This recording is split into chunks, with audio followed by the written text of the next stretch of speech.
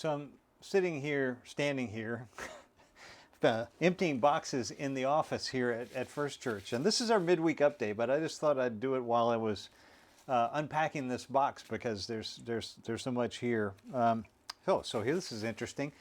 Many of you know that I used to be the Wesley Foundation at UVA campus minister. And during my go-around there from 1998 to 2005, of course, we had many retreats. This was a snow globe that they made me of pictures from one of those retreats. I keep this around as it reminds me some of these people have gone on to do, all of these people have gone on to do amazing things. It's great to have that reminder here. Here is, this is the Bible that was given to me when I was baptized at Trinity United Methodist Church, back then Trinity Methodist Church in Orange, Virginia, just down the road, and it's got my name on it there. Always good to be reminded of your baptism. This is a sculpture that Bishop Cho gave me back when he was on the cabinet, was our bishop in the Virginia Conference, and when I was serving with him on the cabinet. It is made by a Korean sculptor of a figure in prayer. I keep this as a reminder to me about the importance of that. He was such a great advocate of prayer and encouraged us to it. I want to encourage you to it as well. This week, you'll find in our midweek update that we're having a Zoom prayer time on Thursdays at 12:30, just for the month of July to begin. And it will be a time for us to lift up prayer concerns and joys as a community.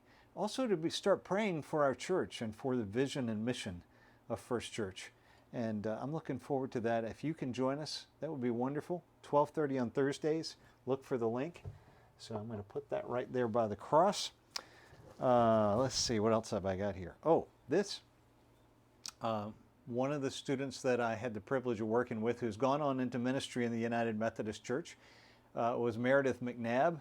Meredith has a spouse who works in Liberia a part of the time, and he met an artist there who took old munitions from the Liberian Civil War and turned them into works of art. And so this is a candle holder made from some old munitions from the Civil War. It's kind of literally taking your swords and beating them into plowshares. I love that piece of art. Thank you, Meredith. This book is important to me because I just discovered it this year. It's called Hunting Magic Eels.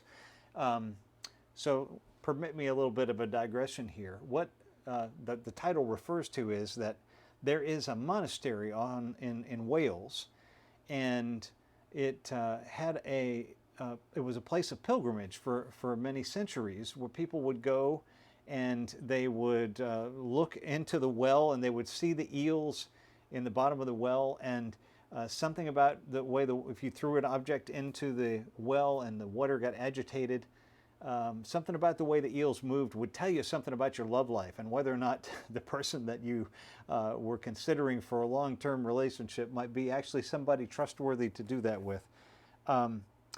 So this book is called Hunting Magic Eels because that place no longer is a place for pilgrimage.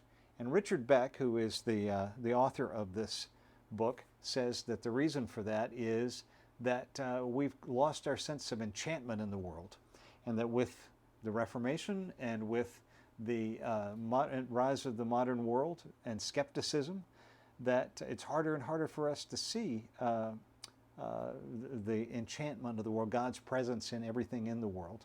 Of course, the Reformation had a lot of great things too, but he points to that in some ways. I'm going to be referring to this book a lot in the next few weeks. I'm beginning a series this Sunday on the book of Colossians, and we'll be working our way through it over the next 5 weeks. And part of what I hope to do is to talk about what it means to live again in an enchanted world where we're aware of God's presence, because I have a feeling many of us are hungry for something fuller and richer. And one of the verses that we'll talk about this Sunday is from Colossians, where Paul talks about how the fullness of God was pleased to dwell in Christ. The fullness of God was pleased to dwell in Christ. And to me, that's a symbol of this richer, more vibrant life that we all can have. So This one's going to be important. I'll put this one where I can access it. And boy, many more things here. Lots of seashells and other beach-related things. You can tell where I have come from on the eastern shore of Virginia. And we'll be remembering that. But we are really happy to be here in Charlottesville. Really looking forward to this week. I hope you'll take note of all the announcements that we have up here in our midweek update today. And I look forward to seeing you Sunday at 10 o'clock. We are continuing that series, as I said. Just a note about that, some folks have been asking questions about what's the status of the precautions that we're taking, how long will we be masking and distancing and things like that. I'll just let you know that those conversations are ongoing.